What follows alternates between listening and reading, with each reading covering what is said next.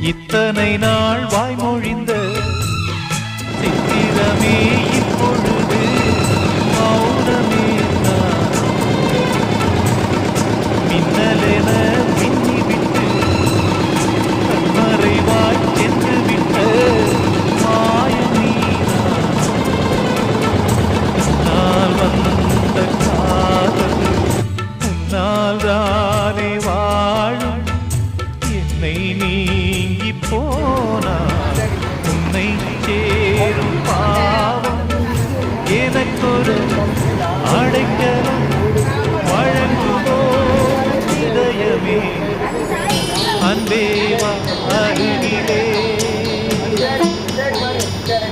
என் வாசல் வழியிலே.